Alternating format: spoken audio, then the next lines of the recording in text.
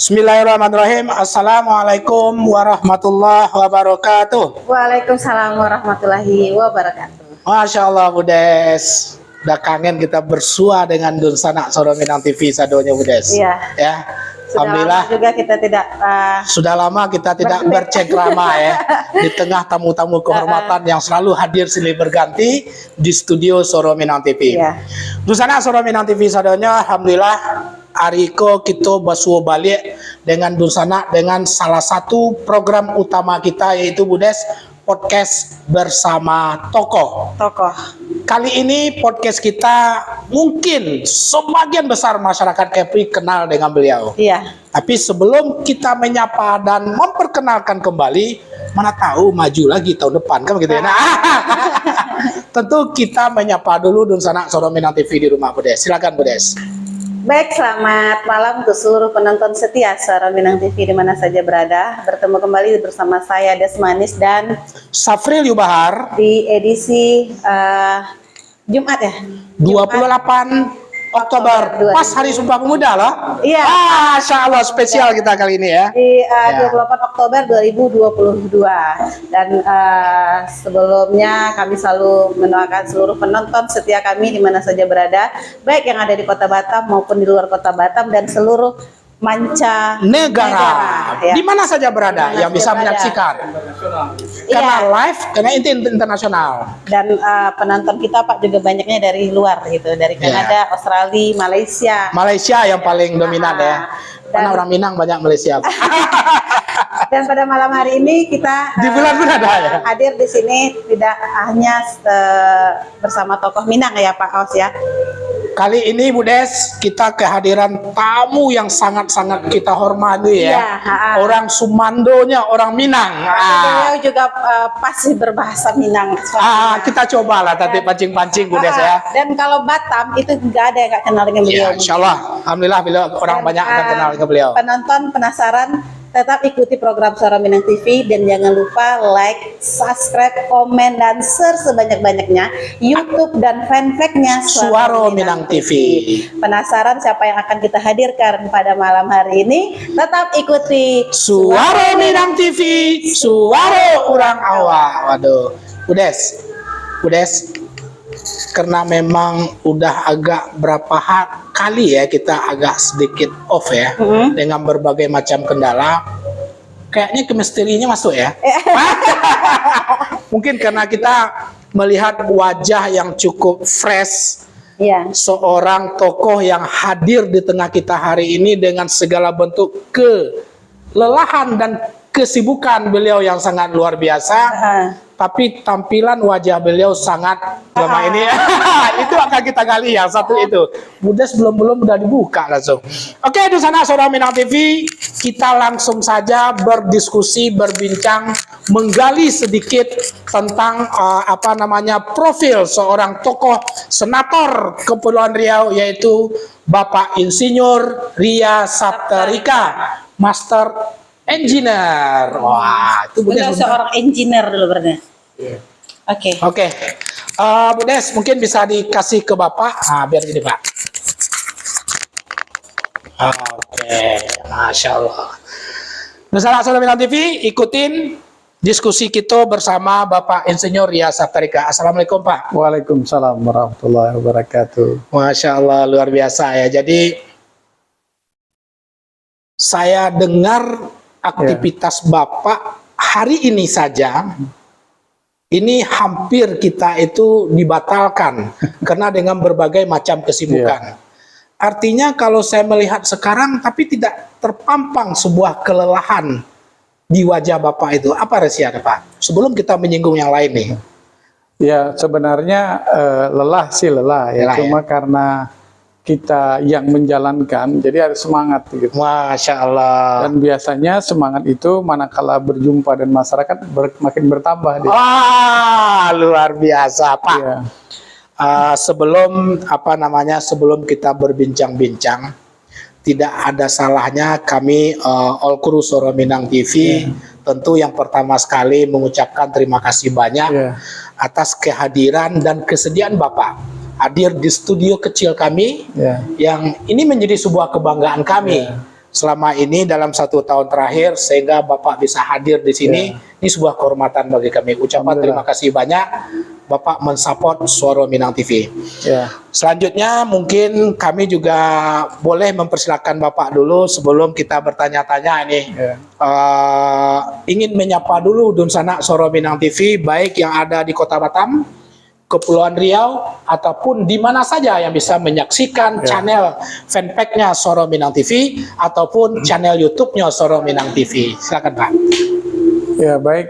Bismillahirrahmanirrahim. Assalamualaikum warahmatullahi wabarakatuh. Waalaikumsalam warahmatullahi wabarakatuh. Pemirsa Suara Minang TV. Masya Allah, udah familiar kayaknya, udah segak ganggu ya. Suara Minang TV, Suara Urang Awak. Wah, nah itu tagline tuh Pak. Ya, Suara Minang TV, Suara Urang Awak.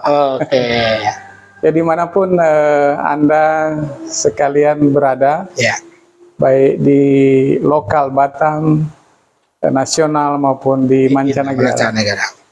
Saya memperkenalkan diri, nama saya Ria Saptarika. Saat ini saya bertugas di DPD RI, mewakili Kepri. Kepulauan Riau. Ya, mewakili Kepulauan Riau.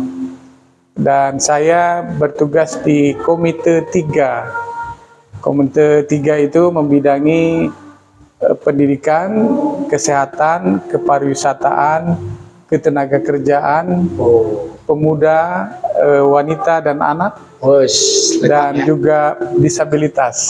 Lengkap semua ya Pak ya? Lengkap ya.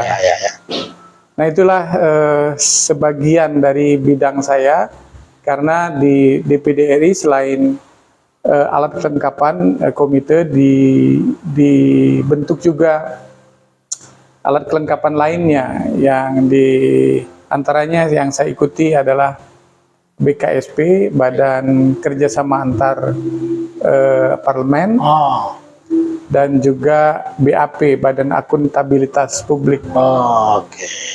Ya, itu mungkin sekedar pendahuluan dari saya. Betul. Terima kasih. Assalamualaikum warahmatullahi wabarakatuh. Waalaikumsalam warahmatullahi wabarakatuh. Dunsana Suara Minang TV, sedikit perkenalan beliau rasanya akan memunculkan penasaran ya Bu Des ya.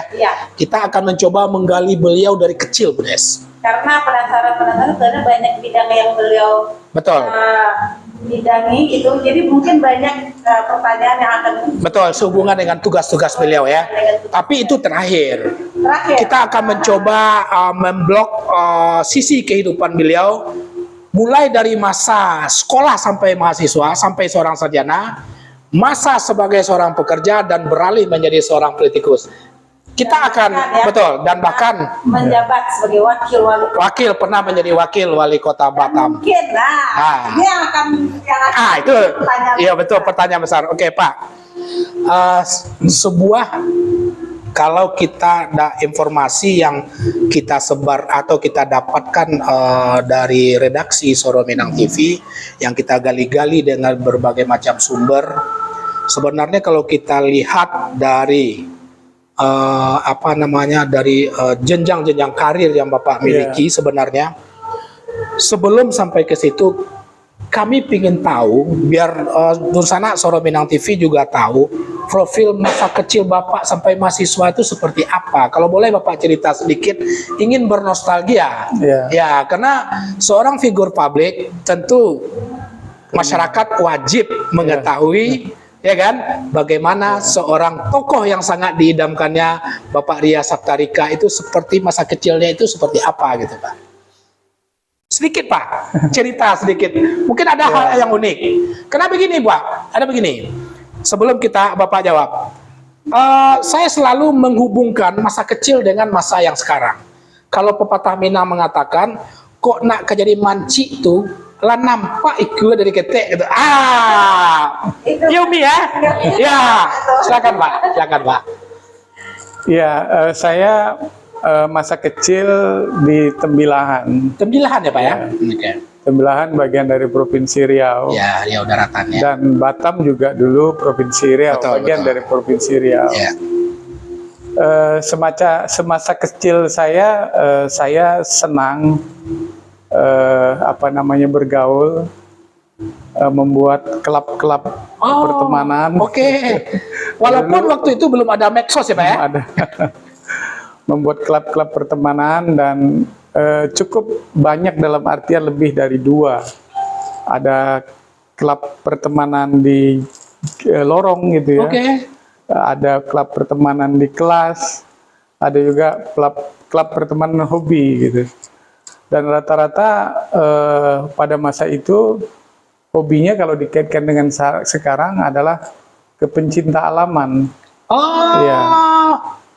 Jadi ya seperti bersepeda, seperti mengarungi laut. Nah, karena kebetulan Tembilahan itu dataran rendah dan tidak ada rawa-rawa, tidak ada gunung.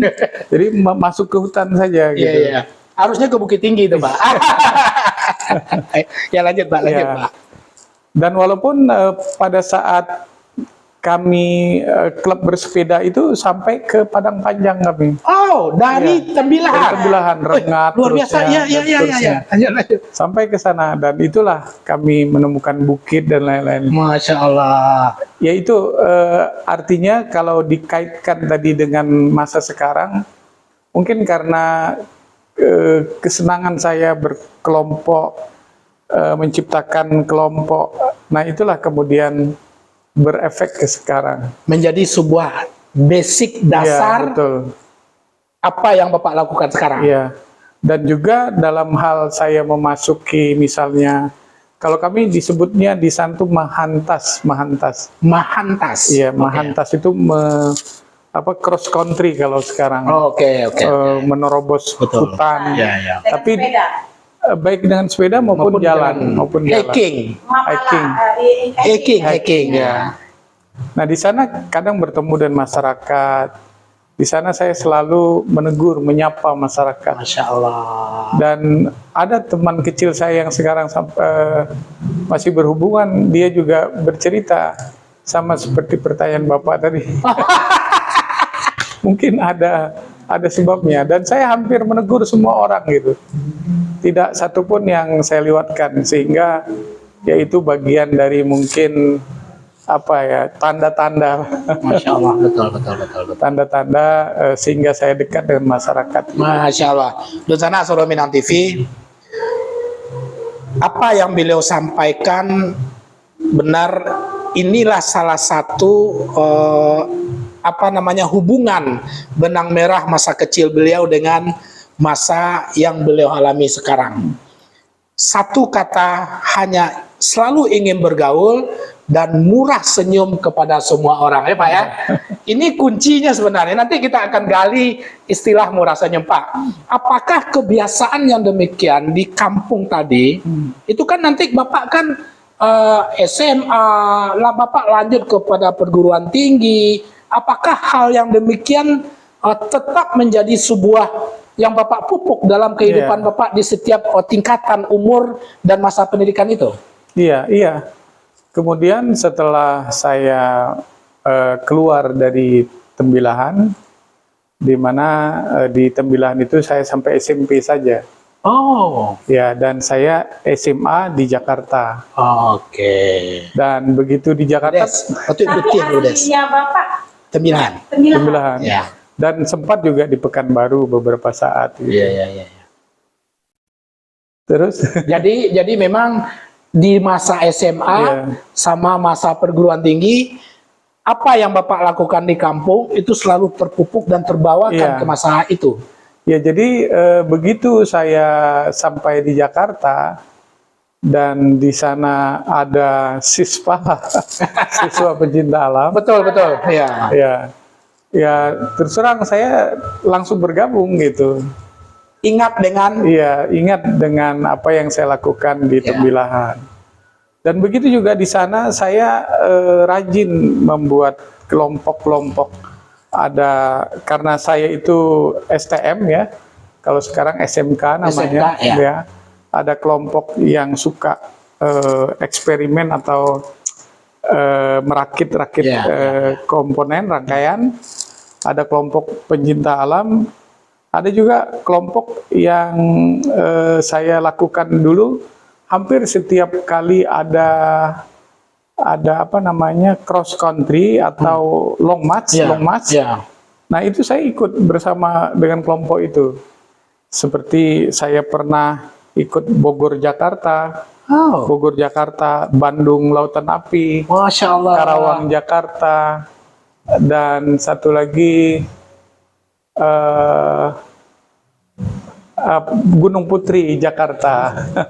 Luar biasa, Bu Des. Tapi Pak, dari pendidikan itu Bapak punya prestasi nggak? Memang dari itu tuh punya prestasi gitu sampai mahasiswa sehingga Ya. sekarang Bapak bisa menjadi yang sekarang. Iya. Ya, sebenarnya saya hampir tidak ada katakanlah prestasi yang menonjol di Termasuk di pendidikan. Ya, nah kecuali menjadi ranking 2, ranking 1 Oh, gitu. oke, ya. Tapi prestasi yang dalam artian dibanggakan sih nggak ada, biasa-biasa saja. ya, Pak, ya.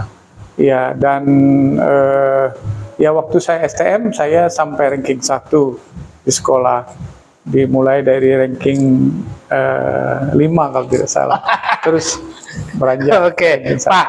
Sebelum kita bacakan satu pertanyaan, Pak, ada nanti kita ada komen-komen, mungkin Bu Ya. Des bacakan komen daripada Dunsana Suro Minang TV. Basic ilmu Bapak dari STM sampai ke perguruan tinggi itu linear. Apa Pak Ya, basicnya? linear kalau sampai sekarang ya. Masih linear ya? Ya. Bidang apa itu Pak?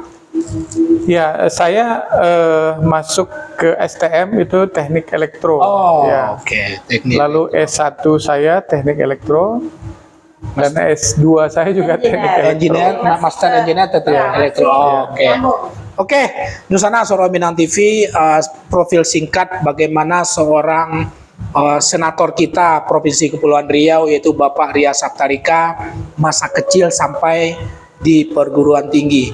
Oke, Bu Des, mungkin ada komen-komen dari Dunsana kita, mungkin bisa dibaca Bu Des. Oke, baik, untuk para komentator di Facebook ya, di fanpage-nya. Yang pertama itu penanggung jawab SMTV. Oke. Ias Paul Failek. Oke, Nah, Pak Ilyas, Pak Ilyas assalamualaikum. Karta. Beliau salam ke Pak Ria. Waalaikumsalam. Lo main Waalaikumsalam. ke markas Melayu Dermawan Balik Pak. Oke. Jadi Bapak ditunggu oleh Melayu Dermawan. Ya, Akademi Melayu Akademi Dermawan. Melayu Di mana? Di Batam atau? Di Batam, Di Batam. Pembina UMKM. Oh, iya. Bapak udah pernah ke situ dulu? Iya. Nah, di UMKM Corner kalau nggak salah. Oh ya. Ya, oke. Lanjut. Donald bin Rajab mengirim kita bintang 75. Masya Allah, berkah untuk Pak Donald. Cuma 75, tapi gak apa-apa lah. Nggak Terima apa-apa. kasih. Terus Yu Henry Chan. Bapak kenal mantan ketua Gema Minang dulu. Ya, Oh, Pak ya. Yul Henry. Salam hormat sama Senator Bapak Ria Saptarika. Salam hormat kembali. Kemudian Andi Zamudra. Oh, Pak Assalamualaikum Pak Ria. Semoga Bapak Siap. sehat selalu. Sakampung jo Pak Febrialin yo Pak. Iya. Wah, ya. Iyo bana. Iya, Pak. Ayo mana Bapak Itu Andi Pak Febrialin. Febrialin warganya Pak Andi Samudra. ya. Beliau juga udah pernah hadir di Siko. Pak Andi Febri, ya. Febrialin. Pak Iya, Febrialin ya. udah. Nah. Udah. Kemudian Andri, selamat datang di Suara Minang TV Pak Ria. Semoga sehat selalu. Amin. Amin, amin. Oke. Oke, YouTube ada komen? Ini belum buka. Oke, oh belum buka itu dia. Oke, Dunsana Suro Minang TV, kita lanjut diskusi kita dengan Pak Ria Saptarika. Kita penggal cerita profil sekolah sampai kepada tamat sebuah perguruan tinggi, lanjut ke dalam dunia. Apa yang menyebabkan Bapak kok sampai ke Batam, Pak, setelah tamat kuliah? Iya, karena Batam dulu sangat maju di bidang elektronik, Ya. dan hampir perusahaan-perusahaan yang tumbuh di Batam saat itu adalah perusahaan elektronik. Betul, betul. Dan pada saat itu belum ada galangan kapal, Oh, belum ada oil and gas. Iya, gitu. betul. Baru setelah sekarang ini, Iya. maka oil and gas dan galangan kapal bertumbuh. Nah, karena saya tadi berdisiplin ilmu teknik elektro, Ya. jadi pas ke Batam gitu. Dan kebetulan ya Batam, karena dulu saya hadir di sini masih Provinsi Riau, artinya oke. masih Provinsi Riau. Ya. Sama dengan saya berpindah di beda kamar saja gitu. Dari Inhil ke Batam, gitu. ya. Betul. Dan memang saya waktu itu langsung, artinya setelah dari Jakarta singgah sebentar meninggalkan istri saya di kampung. Oh, Ya, saya titipkan istri saya di. Tapi memang ibu orang Padang ya Pak? Tidak, ibu orang Jakarta atau orang Jawa. oke. Nah, tapi ya ini cerita sedikit. Ya nggak apa-apa, coba. Saat sebelum saya menikah, saya negosiasi dulu dengan ayah saya. Saat saya menikah, saya sebagai asisten dosen di kampus. Kampusnya apa, Pak? ISTN. Oh, oke. ISTN, Institut Sains dan Teknologi Nasional. Ya. Saya bilang kalau setelah saya menikah, saya ingin ke Singapura gitu.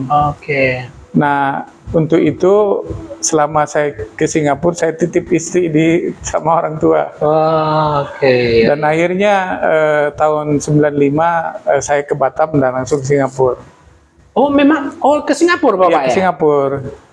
Dan setahun saya di Singapura sambil belajar dan juga sambil bekerja, ya. Dan alhamdulillah saya melamar pekerjaan di Singapura. Sebenarnya banyak perusahaan yang saya lamar dan juga interview, tapi yang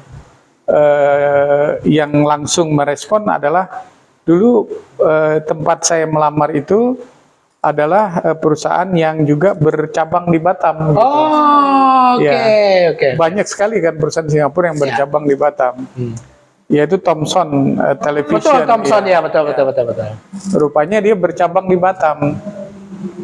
Akhirnya ya singkat cerita, saya akhirnya bekerja di Batam. Dipindahkan dari Singapura. Dipindahkan dari Singapura ke Rekrutan Singapura, tapi Iya. ditempatkan di Batam. Batam. Di Batam, ya. Oh, oke. Nah, sejak saya di Batam, saya bawalah istri saya. ke Jadi Batam. Bapak dengan Umi pada saat mau tamat sudah merit atau gimana? Belum. Setelah tamat, Setelah tamat, ya. Nah, itu tadi sebelum merit tentu saya negosiasi sama orang tua saya. Oke. Tapi kenapa tadi Bapak bilang orang Sumando tadi itu? Apa ceritanya, Pak? Sedikit ada hubungan nggak dengan Minang? Umi gitu ya kan? Indah di Umi dong. Oh, tidak di Umi. Oke. Jo Pak Irwansyah. Oh, oke. Siap. Jo Pak Irwansyah. Pak Irwansyah kan orang Awak. Orang awak. Nah, istrinya kan Sumando. Betul. Ya. Istri Pak Irwansyah adik Ambo. Adik Pak. Jadi beliau dengan Pak Irwansyah ini ipar. Orang Sumando beliau adalah orang Padang. Yaitu Pak Irwansyah, maka panggilnya orang Sumando. Istrinya Bapak orang Padang. Oh, oke. Ternyata Bapak mungkin pinternya bahasa Padang, beliau kan Tembilahan dekat Pekanbaru. Iya, betul. kan ke Pekanbaru. Agak. Iya, betul. Iya. Kalau Ibu melihat apa namanya yang terbayang itu kalau Bendralek itu kan, itu selalu gitu foto dengan siapa saja gitu kan, senyum Des. gitu kan. Pertanyaan yang itu, Bu Des. Tunggu dulu. Ini belum bertanya. Belum bertanya, ya? Jadi ini tuh masih kan. Jadi sosok Bapak itu jadi dari sebenarnya menjadi penginspirasi juga buat yang lainnya, Pak. Dari sekolah nggak punya prestasi yang menonjol. Mungkin kebanyakan orang-orang yang di Dewan ini mungkin dulu-dulunya memang hobi organisasi, hobinya prestasinya menonjol gitu kan. Nah, ini nggak ada biasa-biasa, standar. Terus bekerja pun juga dulunya dari buruh ya Pak ya, dari buruh pabrik gitu kan, sama dengan Pak Safri. Sama dengan kawan-kawan pada umumnya. Orang Batam ini gitu kan. Tetapi takdir itu membawa Bapak ini menjadi gitu kan, wakil wali kota, menjadi sekarang anggota DPD RI, DPD RI, dan mungkin nggak tahu kita kedepannya jadi apa gitu kan.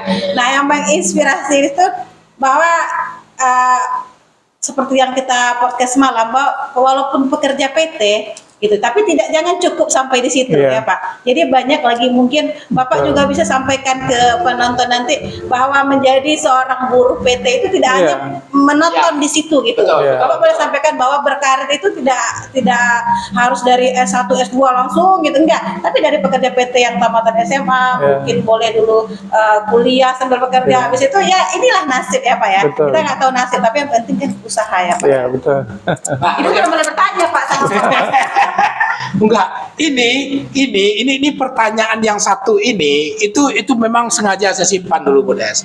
Kita ingin menggali dulu aktivis beliau sebagai seorang pekerja, ya kan? Tadi memang Bu Des sampaikan seperti itu Pak. Yang ingin saya tanyakan adalah selama seberapa lama dan aktivitas Bapak selain sebagai seorang pekerja di Thomson ya Pak, iya. di Thomson seperti layaknya teman-teman yang lain, mungkin ada yang ikut seperti Bapak atau mungkin yang masih stuck dengan karirnya di PT Thomson. Ya.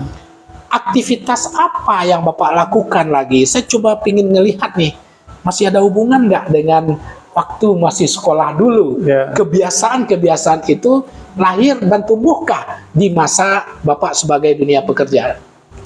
Ya, sebenarnya karena semula dari kecil ya yang kita tidak tahu apa sebab musababnya dan apa kait mengaitnya. Betul.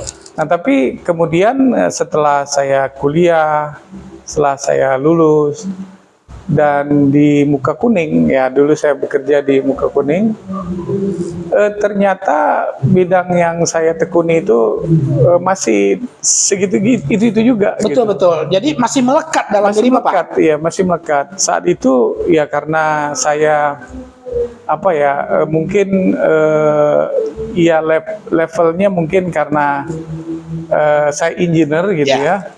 Jadi lebih banyak mengelola bawahan gitu. Nah, sehingga yang saya lakukan waktu itu membuat training outbound training di Muka Kuning hampir setiap Sabtu Minggu. Jadi kayak semacam ekstrakurikuler deh kan kayak gitu ya Pak ya? Iya, tapi saya secara gratisan Iya, gitu, iya. di Muka Kuning. Dan dulu ya pokoknya pada angkatan saya mungkin Itu tahun berapa Bapak di Thomson? sebelum tahun 2000 yang jelas. Oh, oke. Dari 97 sampai tahun 2000 lah. Karena Oke. setelahnya saya masih di Muka Kuning tapi pindah ke perusahaan Taiko Oke, Electronics. oke. Ya. Nah, itu saya tapi kaitannya pula ini dengan majelis taklim. Betul. Karena majelis taklim di Muka Kuning itu juga marak. Marah ya, betul. Saya ingat pada saat itu, nah ini aktivitas majelis taklim, infak Ramadannya sampai 1 miliar gitu. Masya Allah. 1 miliar. Muka Kuning ya? Iya, Muka Kuning di Masjid Masjid Nurul Islam itu. Nurul Islam. Nah, di mana di sana merupakan community center di mana setiap masyarakat perusahaan itu beraktivitas ke sana, baik ke masjid maupun interaksi sosial lainnya. Iya. Nah, di sanalah dan dari majelis-majelis taklim itu kemudian terbentuklah pengajian-pengajian baik di PT, pengajian gabungan, dan kemudian pengajian di masjid. Dan dari itu kemudian ada bagian-bagian yang saya tangani tadi, melakukan outbound training bagi mereka di sekitar. Yang membuat majelis taklim itu yang pertama kali itu kan Bapak? Bukan, kalau majelis taklimnya. Nah, kalau outbound training bisa jadi saya gitu. Betul. Ya, karena mereka, karena outbound training itu kan sebuah outbound yang dimana di sana ada manfaat positifnya. Karena Baik itu ada kesehatan, kesehatan, apalagi fisik, mental, dan juga ada outputnya atau ada outcome yang didapat di sana gitu. Jadi di sana Suara Minang TV benarlah sebuah pepatah saat beliau bekerja itu sendiri. Bu Des, sebelum kita lanjut masalah sisi politik, seorang politikus, Budes, ada yang perlu dibaca enggak di sana Solo Minang TV? Belum ya? Belum ada. Oke, di sana Solo Minang TV sadonya, jika ada yang ingin bertanya-tanya seputaran Bapak Ria Saptarika ataupun sebagai tugas sebagai seorang senator atau DPD RI dari Dapil Kepri, silakan tulis di komentar-komentar. Insya Allah nanti bisa Pak Ria menyampaikan atau menjawab semua komentar-komentar tersebut. Pak, titik balik pada saat Bapak yang lagi concern menata hidup sebagai seorang pekerja, ditambah dengan berbagai macam-macam aktivitas-aktivitas yang positif, baik itu keagamaan, sosial, ataupun tentang olahraga, cinta alam, outbound, dan segala macam tadi. Kapan saatnya Bapak lompat menjadi seorang politikus? Kapan pemikiran itu? Saya berbicara pemikiran dulu. Atau sudah dari kecil? Ya, ada muncul nak? Ya. Atau mungkin bisa saja dari orang tua memang dasarnya seorang politikus. Kapan itu muncul, Pak? Ya, itu sebenarnya erat kaitan dengan, ya kalau bukan dikatakan revolusi, Ya. adalah di mana terjadinya reformasi. Oh, betul. Ya, reformasi di negara kita, segala sesuatunya berubah, tatanan ekonomi, tatanan masyarakat, dan tatanan politik Pun berubah. juga Ya. berubah. Nah, sejak itu partai mulai bertambah. Kalau yang semula hanya tiga, akhirnya lahir belasan. partai-partai ya baru ya. Belasan. Dan saat reformasi itu berhembus, juga sampai ke Batam gitu. Batam juga merasakan Ya. reformasi Nah, itu. jadi kalau tadi saya menjawab pertanyaan apakah ada titisan dari orang tua atau lain-lain, sebenarnya tidak ada. Tidak ada ya, Pak ya? Ada. Orang tua saya memang seorang pengusaha, tapi dia tidak berpolitik. Oke. Gitu. Dan nah tadi sejak reformasi itu kemudian, dan kebetulan juga saya juga yang saat di perusahaan saat di universitas dulu aktif juga di majelis taklim di kampus. Oke. Atau menjadi pengurus musolah kampus. Ya. Dan sekarang menjadi masjid kampus. Ya. Nah, saya yang merupakan pengurus musolah kampus saat itu, kemudian setelah reformasi saya di Jakarta, saya di Batam, saya dihubungi oleh teman-teman yang di sana, mantan yang di Jakarta. pengurus di Jakarta. Oh. Kita bergabung yuk, bikin partai gitu. Kawan sudah ada konsepnya. Iya, betul. Bergabung, kenapa kayak saya bang di daerah.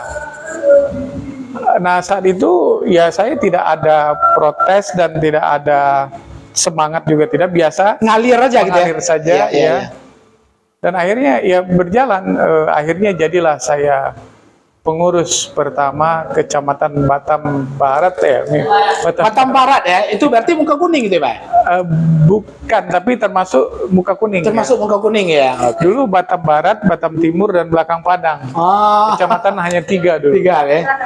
Ya. Nah, Batam Barat, Batam Timur, Belakang Padang. Belakang Padang ya. Nah, menjadilah saya saya DPC. DPC itu ya. DPC itu kalau umpama partai-partai besar sekarang PAC. PAC betul ya, yang berada di tingkat kecamatan. Iya, iya. Partai apa dulu pertama itu? PK, Partai Keadilan. Partai Keadilan zaman itu. Partai Keadilan. Partai Keadilan. Partai Keadilan. Oke, Pak. Ini cukup menarik. Sudah mulai kita berbicara politik. Ya. Insting orang Minang muncul kok. Kalau orang bicara politik kok, orang Minang setiang-setiang kok. Kita coba menggali, Pak. Ya. Visi awal tadi memang hanya sekedar Bapak berpikir hanya mengalir. Tapi setelah benar-benar masuk, punya visi basic dasar apa yang akan Bapak perjuangkan? Ingin masuk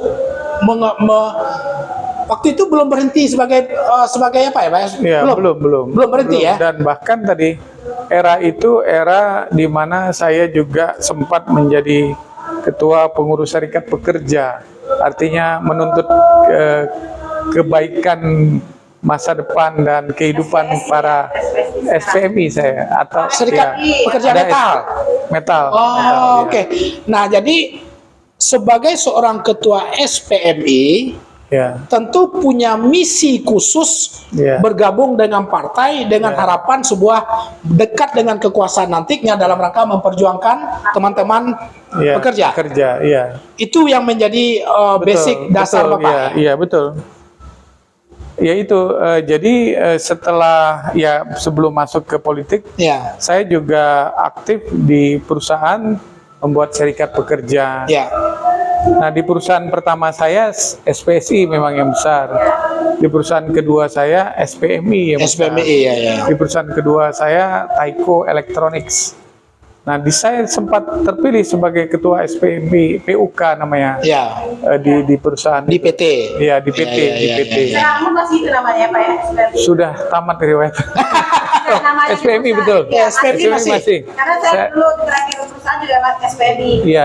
Gitu, Ya, PUK. ya PT-nya yang sudah almarhum. Tapi Pak. SPMI-nya masih berjalan. Betul, Pak. Kapan mulainya Bapak dalam tanda petik beralih murni menjadi seorang politikus dan sudah berhenti menjadi seorang pekerja? Ya, sejak saya menjadi anggota DPRD Provinsi Kepulauan Riau. Tahun Kali pertama Bapak DPRD provinsi Ya. langsung. Ya, tahun berapa waktu itu, Pak? tahun 2004. 2004. Dan apalagi saat itu partai sangat strict, sangat keras bahwa setiap yang memegang amanah masyarakat dalam artian menjadi anggota DPRD tidak boleh menghandle segala macam termasuk perusahaan pribadi dan lain-lain, itu harus Dilepas semuanya. Ya, dan berarti saya- concern Ya. full. Ya, dan saya juga sebelumnya bersama dengan itu saya juga sebenarnya punya perusahaan pribadi gitu. Oh. Ya nggak jauh dari Betul. ya Betul. televisi juga. Iya. Oh, punya studio. Bukan studio, supplier peralatan televisi, oke. termasuk peralatan studio. Oke. Tapi maksudnya seperti yang disampaikan Pak Saiful tadi, Bapak kan dari ketua SPMI itu. SPMI. Bagaimana Bapak SPMI? Bagaimana Bapak tuh bisa tiba-tiba ataukah ada tawaran dari ini Bapak maju ke DPRD lagi gitu? Ada memang panggilan hati, oh saya untuk memperjuangkan hak buruh ini saya nggak Harus ikut, gitu. SPMI aja gitu kan? Saya harus melompat supaya Ya. bisa, kan tujuannya nih untuk ke buruh ya Pak ya, Ya. memperjuangkan hak buruh kan? Nah itu Bapak mulainya berpikir itu dari mana dan apa yang menjadi alasan buat Bapak gitu? Atau Ya. tawaran-tawaran dari partai itu sendiri?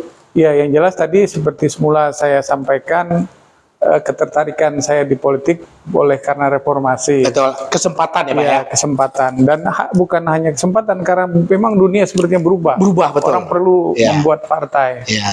Dan sejak saat itu saya sudah berada pada organisasi politik, Iya. yakni Partai Keadilan. Iya. Nah, tentu sebagai seorang kader yang juga megang posisi, walaupun saya PAC Iya, kalau di sekarang, kecamatan. tapi di DPC istilah kami waktu itu, saya mendapat kesempatan otomatis gitu menjadi caleg. Gitu. Betul. Karena caleg itu berarti harus keluar dari perusahaan. Iya. Tuntutan partai seperti itu. Iya. Tuntutan partai. Ya, dan ya jadi begitu saya caleg ya sangat otomatis gitu, perjuangan, cita-cita dan kebiasaan saya berubah. Termasuk tadi perjuangan saya kepada masyarakat buruh, Ya. kaum buruh, Iya. juga ya itu bagian dari perjuangan saya gitu. Betul. Dan kemudian alhamdulillah pada pemilu 2004 itu saya ikut pencalonan legislatif Untuk dan DPRD untuk provinsi. DPRD provinsi, dan memang tidak dari DPRD kota, saya Iya, langsung ke provinsi ya. karena memang saat itu ya mungkin pembagian saja. Betul. Saya akhirnya ditempatkan di provinsi Dan alhamdulillah duduk gitu. Pemilu pertama pasca reformasi. Iya betul. Pemilu 2004. Ikut langsung duduk. Masya Allah. Nusana Suara Minang TV semakin menarik cerita kita dengan Pak Ria. Sudah mulai kita berbicara tentang aktivitas beliau sebagai seorang politikus. Ya, satu hal yang selalu tadi Buddha sudah singgung di lapangan, tadi di awal, banyak sekali orang memberikan sebuah pandangan sederhana tentang sosok seorang Ria Saptarika. Pak Ria itu elok, murah senyum, panyapo. Nah, ini kita coba tanya kepada beliau dan sanak Suara Minang TV, Pak. Kalau kita perhatikan berbagai macam para politikus, ya, itu semuanya kan berkorban materi, Pak. Betul ya, Pak ya? Ya. Banyak yang dalam tanda petik habis-habisan deh, kan begitu. Ya. Apalagi di pemilu pertama pasca reformasi. Karena saya ada juga di situ, Pak. Saya Partai Bintang Reformasi. Oh, iya. Nah, Iya. yang saya maksudkan adalah kita melihat dan secara kasat mata sampai detik ini seorang Ria Saptarika berkarir dengan berbagai macam tingkatan politik. Nggak tadanga ada Pak jor-joran dalam kepada konstituen jor-joran dalam tanda petik uang bermain dan segala, nggak pernah kita dengar itu. Sebenarnya kekuatan apa yang Bapak miliki, baik itu pribadi dan segala macam, sehingga begitu banyak orang menyukai dan mencintai Bapak tanpa ada uang gitu. Iya, jadi kalau pertama tadi saya duduk di DPRD provinsi, dan juga melulu atas dasar sosialisasi, atas dasar pendekatan kepada masyarakat. Dan saat itu memang memang belum terdengar adanya money politik, gitu ya. Sehingga sebenarnya saat itu suara saya juga tidak terlalu besar, hanya 1.200 kalau nggak salah. Ya, provinsi. Tapi kemudian duduk gitu ya, berdasarkan perhitungan. 200 pada tahun ini udah banyak ya. Nah, itu perhitungan perolehan suara akhirnya duduk gitu ya, Pak ya. Ya, jadi memang saya dan ada juga orang, nah itulah saya merasa duduknya saya ini berkat baik dari masyarakat. Berkat senangnya masyarakat memilih saya. Ada orang yang sampai sekarang atas dasar sosialisasi pertama saya itu sampai sekarang masih saya jaga hubungan gitu. Saat tahun 2004 itu ya, sampai sekarang 2022 masih berhubungan baik dan mereka pun senang dengan saya gitu. Dan kebetulan akhirnya mereka juga orang Tembilahan gitu, ketahuan. Tapi saat itu ketemu mereka di Pasar Pagi Jodoh. Yang sebelum digusur dulu. Betul dekat Milia Rama ya. Dan kalau sekarang pindah di Kampung Pisang karena penggusuran itu. Nah itu jadi memang tidak ada money politik saat itu. Saya apa adanya dan kemudian ya masyarakat merespon gitu. Dan 1.000 itu saya kira ya memang asli oleh karena saya mendatangi masyarakat gitu. Dan oleh karena saya menyapa masyarakat. Akhirnya dapat suara sekitar 1.000 lebih. Dan akhirnya duduk. Dan dikaitkan kemudian saya pilkada. Kemudian saya di PD. Sebagai eksekutif ya. Juga saat itu pilkada pertama di Batam. Karena sebelumnya pemilihan umum dilakukan oleh DPRD. Pilkada pertama yang saya lakukan juga masih sama. Saya tidak menggunakan money politik Dan alhamdulillah terpilih gitu, duduk sebagai wakil wali kota Batam. Tapi itu wakil wali kota tahun 2006 ya Pak? Iya, 2006. Saya DPRD hanya 2 tahun karena berarti memang waktu itu 2 tahun jadi Bapak maju ke ini gitu. Iya. Berpasangan dengan Pak Ahmad Dahlan waktu itu ya. Oh, luar biasa sekali. Cukup 2 tahun jadi anggota DPRD provinsi, langsung maju ke pilkada, duduk lagi. Masya Allah. Wali kota pertama, pasangan wali kota dan wakil wali kota pertama yang dipilih oleh masyarakat secara langsung. Oke, Pak. Sebelum ke DPD, kenangan hal-hal yang menarik atau yang unik yang Bapak rasakan selama selama memimpin Kota Batam, bertemu dengan masyarakat, apakah ada sesuatu perubahan yang mendasar pada diri Bapak? Oh, udah wali kota nih, kan banyak juga yang seperti itu tuh. Walaupun sebenarnya kami merasakan di bawah tidak. Kita masyarakat selama ini selalu dengan sebuah senyum yang selalu kita dapatkan dengan seorang wakil wali kota. Nah, apakah memang tidak ada godaan-godaan dalam tanda petik sehingga Bapak tidak pernah merubah karakter kecil Bapak tadi itu sampai kepada puncak karir Bapak sebagai seorang wakil wali kota pada saat itu? Apakah memang tidak ada yang membuat Bapak harus sedikit merubah gaya untuk itu gitu? Iya, memang tidak ada. Di samping saya dibentuk oleh partai saya saat itu agar kita selalu aman politik, aman syar'i, dan aman prosedur. Masih ingat saya. Jadi memang masih ingat ya. Walaupun alumni gitu. Jadi memang sudah, walaupun secara prinsip karakter dasar Bapak itu ada, tapi pada saat masuk ke dunia politik memang benar-benar diatur dengan ketat hal yang demikian. Jadi Bapak tinggal menyesuaikan sedikit saja ya. Iya, dan kemudian saya juga berpikir kalaulah apa yang kita peroleh gitu di pemerintahan, walaupun kemudian yang saya amati seperti itu, apa yang saya lakukan? Saya tidak, kalau bahasa kasarnya menimbun lah. Ya, betul. Saya tidak menimbun. Apa yang ada kembali ke masyarakat. Apa yang ada kembali ke masyarakat. Nggak ngeluh, Mi, Pak.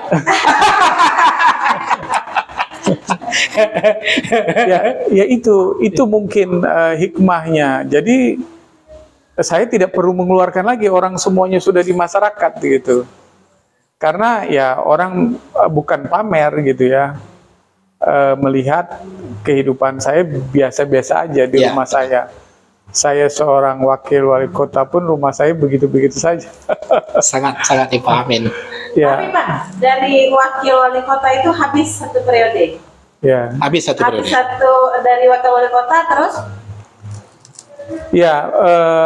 Pada saat itu 2 tahun sebelum berakhir wali kota, jabatan wali kota dan wakil wali kota kan 5 tahun.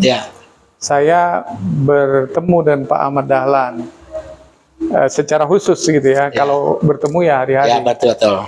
Ya, bertanya kepada beliau, Pak Dahlan, gimana kalau kita maju sekali lagi 1 periode lagi, dan saya tetap siap menjadi wakil Bapak. Gitu. Beliau tidak menjawab langsung. Kita tunggulah, nanti kita bahas. Waktu berjalan terus dan hampir kemudian tinggal 1 tahun lagi pilkada. Saya tanyakan lagi dan beliau mulai menampakkan beliau tidak mau berpasangan dengan saya. Terjadi perubahan. Dan saya tidak mau bicara lebih soal hal ini. Karena menyangkut orang dan lain-lain. Nah, akhirnya saya tidak berpasangan bukan oleh karena saya yang tidak mau, tapi pada saat itu Pak Dahlan sudah punya orang lain. Itu yang pertama dengan Pak Dahlan Rudi ya, Pak ya? Dahlan Rudi. Setelah itu baru Bapak masuk DPD RI. Iya. Setelah saya akhirnya karena saya juga adalah tokoh partai kan, Iya. saya saat itu sampai sekretaris provinsi, tidak mungkin saya digitukan. Nah ini Zafar, Betul. saya. Iya. Tidak mungkin saya digitukan. Oh udahlah, tak usah maju gitu. Ya tentu saya tetap maju. Iya. Artinya berlawan dengan Pak Dahlan gitu. Itu maju sebagai wali kota ya Pak ya? Iya, maju sebagai wali kota. Dan katanya sih, ya dari survei kita sebenarnya menang saat itu. Cuma entah kenapa hasil di KPU berhasil lain. Betul. Tapi saya waktu Bapak maju sebagai wali kota itu, habis itu Bapak maksudnya gagal, terus Bapak maju ke DPD. Iya. Itu yang saya lihat di masyarakat itu, contoh di rumah saya sendiri, saya masih ingat betul Pak. Jadi pada saat penghitungan suara itu, Ria setrika. Ini grafiknya itu gitu. Jadi memang menjadi, ya kita tidak tahu ya Pak ya sebenarnya aktual itu gimana. Ya maksudnya di mata masyarakat itu Bapak itu the best gitu. Nah, jadi pada saat penghitungan ke DPD itu kan habis gagal di calon wali kota memasuki ke DPD ini kan. Nah, itu grafiknya itu jauh sekali di atas yang lain itu Ria setrika. Dan juga yang saya lihat itu cara Bapak gitu. Bapak memang punya tim gitu, tapi contoh di medsos, di Facebook, itu setiap kita ulang tahun tuh Ria Saptarika mengucapkan selamat ulang tahun. Di HP gitu kan, jam Idul Fitri gitu kan, Ria Saptarika. Padahal nggak tahu Bapak ini dapatnya nomor HP kita dari mana gitu kan. Jadi luar biasa sekali Bapak itu di mata masyarakat. Gitu. Jadi Bu Des, nah inilah yang tadi kita mau mencoba. Kenapa pas di DPD ini sangat menarik sekali. Ini sebenarnya yang kita mau hubungkan tadi itu adalah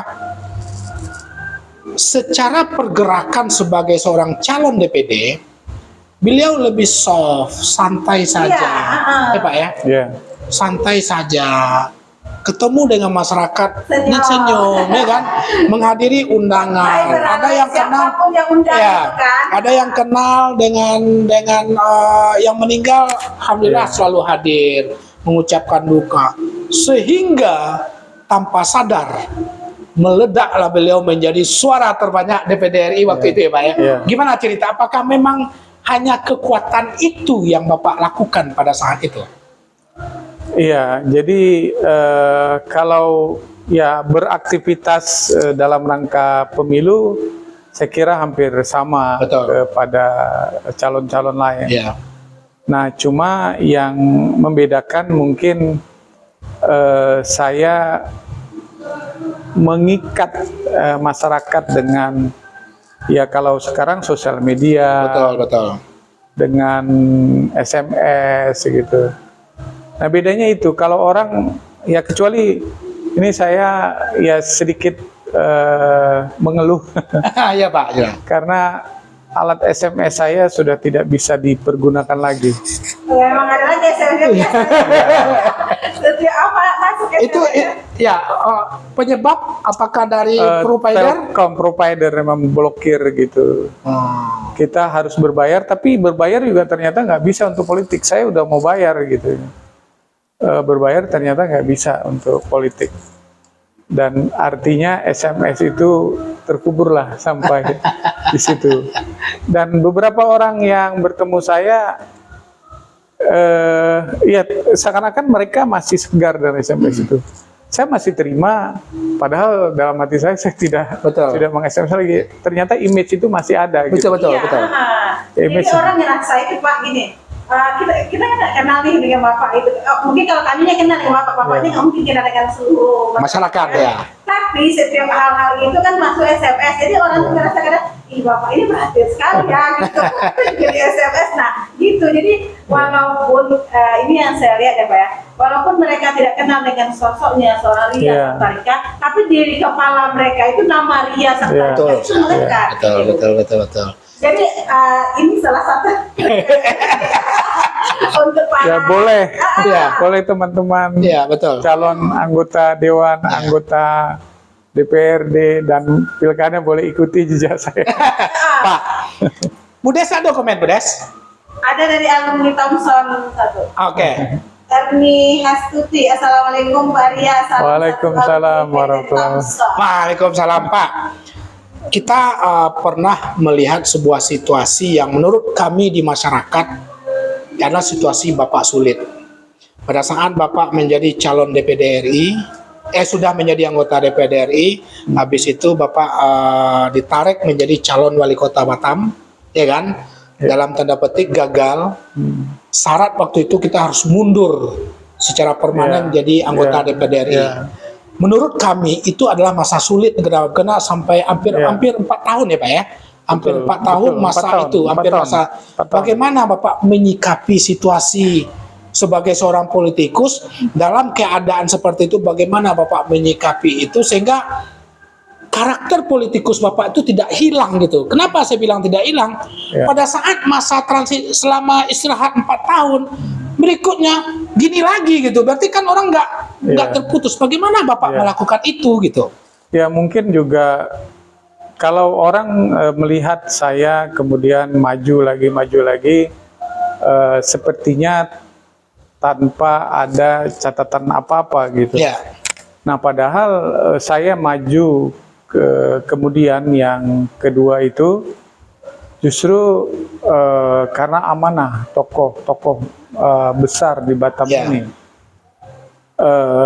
Bahkan mereka ya orang nomor 1, nomor 2 di Batam gitu. Betul. Yang mengamanahi. Jadi seakan-akan saya saat itu tidak ada, seakan-akan cuma saya yang bisa melawan, karena kemudian kan adalah ya sebut saja Pak Rudi saat itu. Pak Rudi sudah berpasangan dengan Amsakar. Dan seakan-akan cuma saya yang harus bisa melawan. mengimbangi. Nah saya sendiri ya karena sudah di DPD dan saya sudah tidak minat lagi sebenarnya di pilkada. Kemudian datanglah tokoh-tokoh itu. Dan kemudian saya dibahasakan juga, ini jihad Pak Ria. Dipancing. Iya. Jadi oleh karena hal itu dan berbagai macam ajakan, saya tidak mau sebut bujukan. Betul. Akhirnya bismillah saya istikharah, ya maju. Walaupun maju kedua ini saya tidak sepede saya maju pertama. Maju pertama itu dan saya yakin sebenarnya saya duduk gitu. Oleh karena satu hal kemudian saya tidak duduk. Betul. Dan saya merasa saya mundur itu bagian dari pengorbanan, memang pengorbanan terbesar. Betul. Dan tapi ada niat tulus di balik itu. Saya istikharah, saya meminta kepada Allah mudah-mudahan inilah yang terbaik yang Allah berikan kepada saya, dan setelah gagal saya pun ikhlas. Dan bahkan setelah hari ini gagal diumumkan, besok saya langsung berjalan lagi di masyarakat menghadiri undang-undangan masyarakat. Oh, jadi tetap. Iya tetap. Seperti Ria biasa gitu. Betul. Dan bahkan orang-orang seakan-akan saat itu saat saya mendatangi undangan, karena baru sehari, baru 2 hari istilahnya. Ketok palu. Iya ketok palu. Orang-orang seakan memandangi saya dengan wajah kasihan. Iya betul. Dan saya ya udah biasa aja. Walaupun memang berat 4 tahun 4 gitu. tahun ya. Tanpa ya DPD itu sepeser pun saya terima lagi gitu ya. Dan kemudian ya karena tadi niat baik, niat tulus, niat lillahi ta'ala, saya biasa saja. Dan 4 tahun pemilu lagi. Bukan waktu yang pendek itu Pak, 4 tahun. Iya betul. Ya. Jadi Bapak coba benar-benar karena Allah Subhanahu wa taala, Bapak coba menata hari pertama setelah ketok palu, Bapak kembali normal seperti biasa bertemu dengan masyarakat. Dengan suara tetap terbanyak. Suara terbanyak. Masya Allah, luar biasa.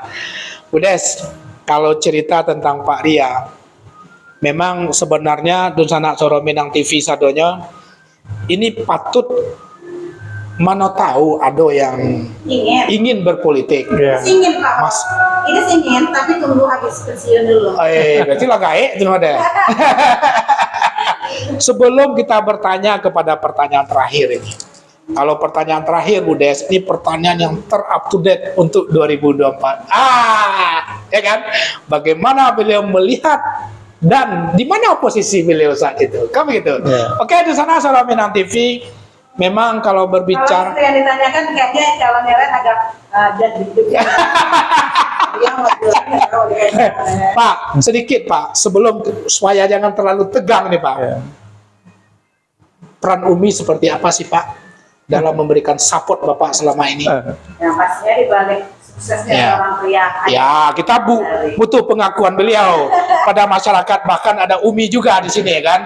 Masyarakat juga harus tahu bagaimana keluarga beliau gitu. Ya, peran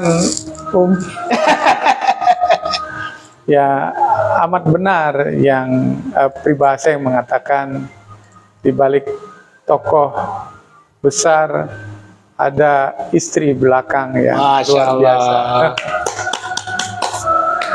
Ya, peran istri sangat besar. Ya, ya artinya kan di setiap pasang surut kehidupan Umi selalu memberikan support terhadap Bapak gitu ya. Pada saat tidak, Umi juga ikut menerima keikhlasan itu. Iya, betul. Iya Pak ya? Iya. Masya Allah. Mudah-mudahan sampai ke surga nanti ya beliau ya. Nusana Saudara Minang TV sadonya, terakhir pertanyaan ala setengah 10. Nggak terasa kita berbincang-bincang dengan mantan wakil wali kota Batam, anggota DPD RI, sebuah kebanggaan kami berdua dengan Bu Des. Orang biasa-biasa saja, tapi bisa menggali secara detail. Tapi kita yakin ngikut jejak Pardia. Masya Allah. Buruh pabrik menjadi legislatif. Pak, terakhir Pak. 2024 pemilu cukup menarik. Khusus pilkada ya.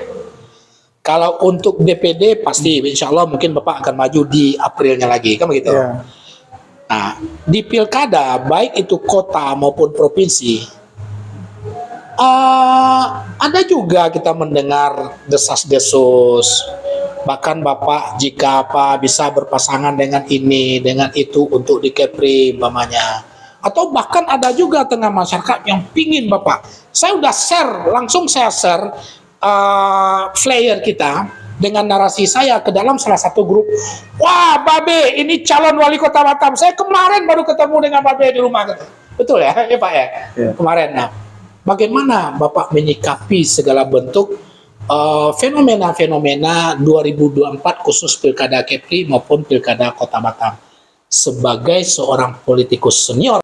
Kali ini memang menarik karena dia menjadi perhatian publik seluruh Indonesia. Betul. Karena pilkada sekali-kalinya yang serentak gitu. Ya bukan sekali-kalinya, berikutnya juga. Pertama sekali. Iya, pertama sekali. Dan juga pemilu legislatif yang serentak tapi 1 tahun berbeda. 9 bulan. Nah, bicara itu tentu saya akan mengamankan dulu posisi saya di legislatif. Betul. Gitu. Karena selisihnya 9 bulan. Lumayan, Pak.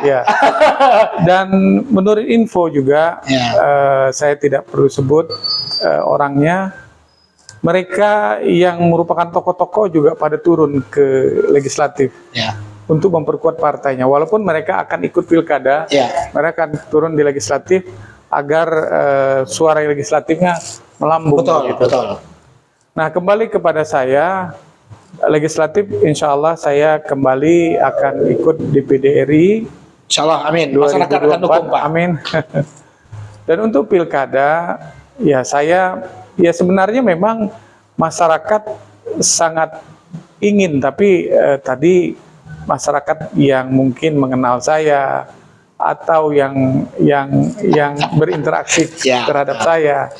Nah, tapi kan keinginan masyarakat itu juga harus diuji seberapa besar masyarakat sesungguhnya mengingini saya maju. Nah, untuk hal itu tentu, nah saya karena sudah berpengalaman pilkada yang kemarin-kemarin gitu. Ya, sudah berapa kali. Itu guru yang sangat berharga ya, Pak ya. Tentu saya tidak mau mendahului takdir kecuali ada survei gitu.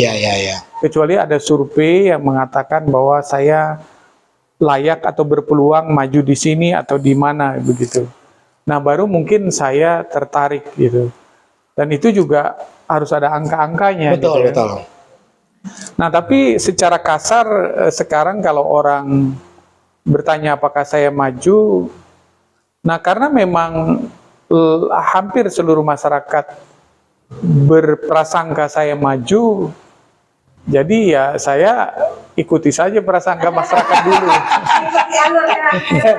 Ya tapi saya tadi mengamankan DPD dulu. DPD dulu ya.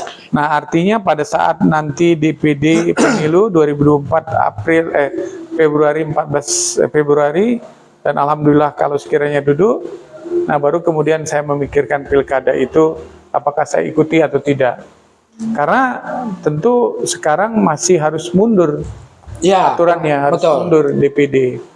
Nah, artinya saya harus 2 kali teliti, benar-benar ya, artinya bisa memilih yang mana. Bahasa kasarnya Pak, kalau ndak jadi ndak mungkin, kan gitu ya Pak ya? Wajib jadi, kan gitu, perhitungannya seperti itu. Ya itu jadinya. Jadi dan saya juga mungkin akan katakan kalau ke Kota Batam mungkin saya tidak lagi, karena ada adik ipar saya tadi. Yang tadi. Yang juga berminat. Artinya saya memberi peluang. Tetapi ya bisa jadi saja mungkin Bapak bisa. Jadi patahnya lebih Enggak, bisa jadi saja Anda berdua gitu kan. Ya nggak mungkin lah kalau ya. Nah, yang kemungkinan adalah menjadi Kepri 2. Kepri 2. Jadi itu masih terbuka peluang. Kalau dari keinginan Bapak sendiri gitu, mungkin nih masyarakat pasti juga sudah banyak bertanya-tanya ya. Politik itu kan sudah mulai dari sekarang. Mengadu ini dengan tokoh ini, dengan mana ini dengan ini. Nah, dari keinginan Bapak sendiri, ada nggak keinginan Bapak itu untuk satu, kedua atau Batam satunya?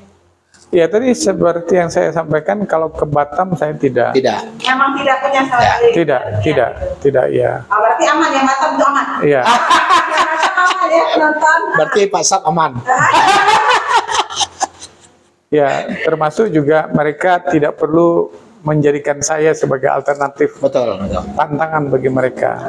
Jadi silahkan untuk berkompetisi ya Pak ya.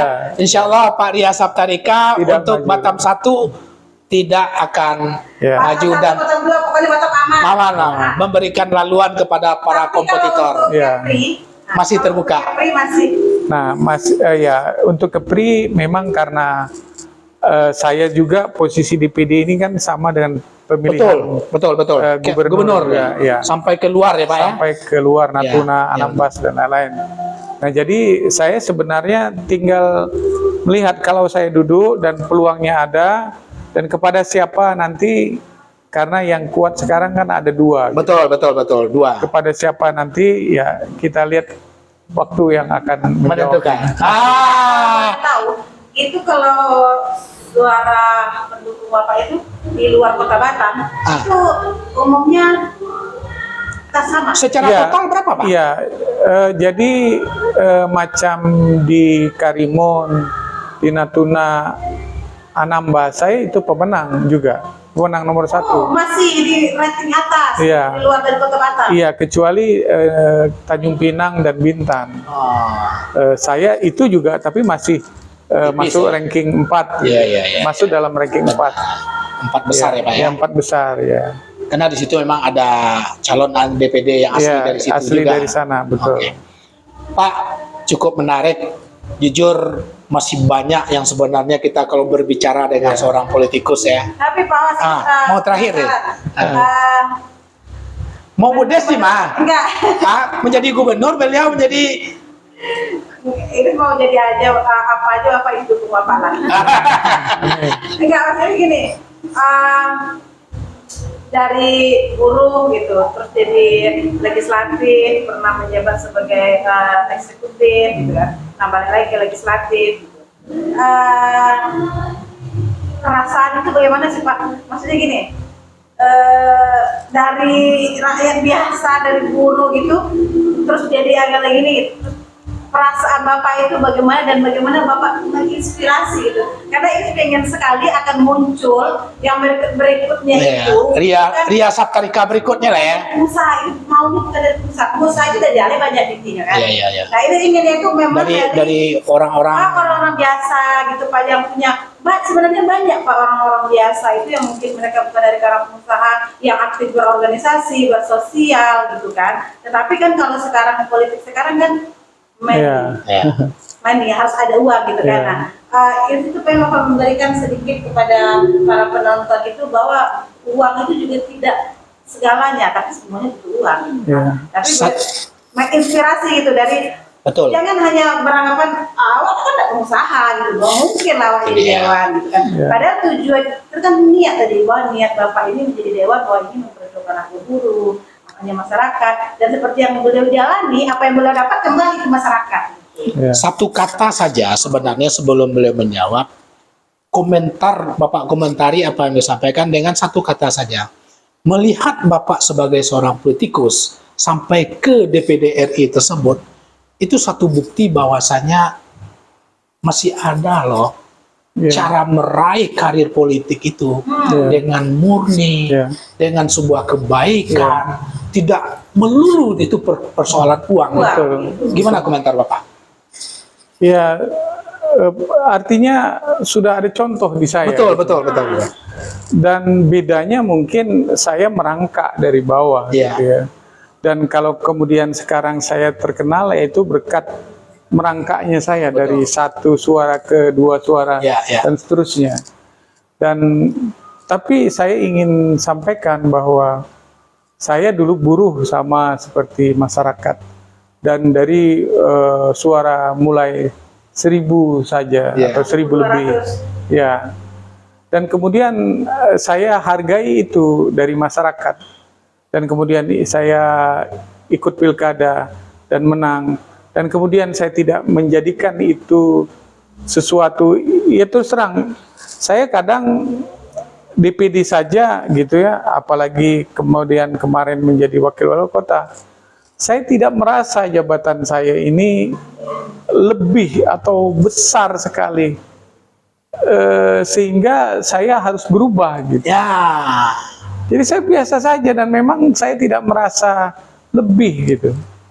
Nah inilah kan kemudian mungkin kalau orang mau lihat juga, saya kira saya tidak ada yang berubah pada diri saya. Saya bermasyarakat, bahkan tadi dengan saya punya posisi, saya punya kesempatan untuk ketemu banyak orang. Dan apalagi juga orang kemudian menghormati saya. Dan saya tidak gila hormat, tidak menjadikan itu ngapain sih saya. Nah justru gua pejabat kan gitu ya, Pak ya. Justru saya, orang menghargai, saya lebih menghargai orang lagi gitu. Saya lebih menghargai orang lagi, sehingga kemudian ini yang mungkin terkapitalisasi terus menerus dan akhirnya seperti sekarang gitu. Ya tapi terus terang saya katakan, saya tidak menggunakan money politik gitu. Nah sehingga kemudian betul lah bahwa saya peraih suara tertinggi tapi no money politik. Tapi ada satu lagi terakhir, saya yakin dan percaya kesolehan beliau, marketing langit tetap bekerja untuk beliau, kan begitu ya kan. Artinya adalah segala bentuk proses-proses yang beliau alamin, bahkan kalau kita urut dari kecil tadi itu sampai kepada karir politik yang tertinggi sekalipun, ya kan, tidak pernah berubah, yaitu dari senyum, sapa, ramah, selalu menghadiri setiap undangan, suka duka dan segala macam, ditambah dengan memang beliau punya basic kesolehan yang cukup luar biasa. Itu ada diturunkan ke satu kader di Kota Batam ini, tapi saya tidak sebutkan namanya. Persis sama dengan beliau kan juga dengan aktivitas beliau. Saya ada satu kader, dan mungkin satu ini. Ya, oke. Oke, di sana Suara Minang TV tidak bosan kita untuk berbicara tentang Bapak kita, yaitu Bapak Arya Saptarika. Tapi memang Budes, waktu yang membuat kita tidak bisa untuk berbicara lama-lama, apalagi beliau banyak aktivitas tadi. Ini dari pelabuhan, dari Uban beliau kejar untuk masuk ke SMTV. Itu sudah sebuah penghargaan yang sangat luar biasa terhadap Suara Minang TV. Itu pertanda Suara Minang TV akan besar juga ya. Amin, amin ya Rabbal. Terakhir Pak, berikan imbauan kepada seluruh masyarakat Batam, siapapun yang mendengar, berikan dukungan terhadap Suara Minang TV, endorse kami dan sekali-sekali.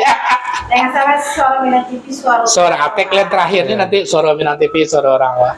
Endorse kami Pak. Baik, pemirsa dimanapun Anda berada, saya sekarang berada di Suara Minang TV, suaranya urang awak. Ya. Dan mari kita dukung Suara Minang TV biar makin besar, Insyaallah, amin. makin banyak followernya. Ya. Jangan lupa like, share, and subscribe. YouTube, fanpage. Ya. Nah, sehingga kemudian Suara Minang TV bisa besar dan berpengaruh di Kepri ini. Amin. Oke, di sana Suara Minang TV sadonyo yang tidak sempat menyaksikan live streaming kita, cari channel kita taruh. Insya Allah tidak akan pernah hilang di channel kita, di baik itu YouTube Suara Minang TV ataupun di mana Budes, fanpage-nya Suara Minang TV. Kami all crew Suara Minang TV dari awal sampai akhir Mohon pamit undur diri kepada seluruh penonton setia kami. Tetap ikuti program-program yang ditayangkan oleh Suara Minang TV, dan tidak bosan kami menghimbau kepada seluruh penonton di mana saja berada bahwa SMTV akan melaksanakan milad yang pertama dan akan mengadakan lomba, 3 lomba di di KPI. Kita bertemakan dalam pendidikan ya. pendidikan untuk lomba mewarnai tingkat kota TK ya. TK sekota Batam itu akan dilaksanakan pada tanggal 13 November ya. Ya. Dan silakan daftarkan kepada kota yang sudah kami share. Betul. Kemudian untuk tingkat SD Reporter cilik. tingkat kota Batam. Tingkat Kota Batam. Bersama dengan Dinas Pendidikan Kota Batam. Betul. Dan untuk SMK bersama dengan Dinas Kepri. beliau dengan Konten kreator atau video kreator. Anak dari Bapak Ibu semua yang punya talenta di bidang mewarnai, reporter cilik atau konten kreator, silakan ikuti perlombaan yang diadakan oleh SMTV. Di sana Suara Minang TV sadonyo, tema kami di 1 tahun pertama berdiri Suara Minang TV secara organik Pak. Kami secara organik Pak. Sama seperti Bapak merangkak. Naik follower 1, 2, 3. Kita belum bisa. Kita tidak pernah dengan memaksa membuat akun-akun palsu dan segala macam ya. Secara organik tema kita pada kali ini dalam 1 tahun pertama adalah bagaimana anak-anak kita memanfaatkan media sosial itu secara positif ya. Makanya kita mengambil tema di bidang pendidikan. Baik itu SD tadi, reporter cilik maupun konten kreator di tingkat SLK. Di sana Suara Minang TV sadonyo, jika ada kita yang salah dari awal sampai akhir, Pak Ria, terima kasih banyak. Kalau seandainya Amin. Saya Safril, Budes Manis, ini Budes Manis Pak. Budes Manis, kalau ada yang salah dalam rangka kita penyampaian dialog tadi itu, insya Allah itu memang kesalahan murni dari kami ya Pak ya. Kami minta maaf, terima kasih banyak, dan insya Allah Bapak akan menjadi diplomat berikutnya tetap di 2024 dan siap untuk menjadi eksekutif di. Saya sangat senang sekali dengan pernyataan. Bang, ada yang perlu pesan Bang? Kayaknya ada sesuatu dari Bang Sarip. Nah, tolong Nang. Sebelum kita tutup, ya. Di sana Suara Minang TV sebelum kita tutup ini ada pesan sponsor sedikit ya. Lah, belum online. Mau offline online. Offline ya, oke. Oke, di sana Solo Minang TV, mohon maaf sedikit ada hal yang sedikit tapi tidak ada masalah. Insya Allah sebentar lagi kita tutup pertemuan kita podcast bersama tokoh Bapak Haji Ria Saptarika Engineer ya, Master Engineer. Oh iya Ibu Des, terakhir sebelum kita tutup kita mengucapkan selamat beliau mengambil keprofesionalan insinyur itu di UNAN. Iya Pak ya, di Universitas Andalas. Kapan itu Pak? Mungkin 2021 lah. 2021 ya, alhamdulillah. Karena memang gelar insinyur dengan ST beda Bu Des. Ya beda. Kalau insinyur sudah sangat-sangat profesional gitu. Oke, di sana Solo Minang TV. Terima kasih banyak atas atas menyaksikan seluruh liputan-liputan dan program-program kita Bu Des. Kita akhiri pertemuan kita pada malam hari ini dengan mengucapkan Assalamualaikum warahmatullahi wabarakatuh. Suara Minang TV, suara kurang awak. Oke.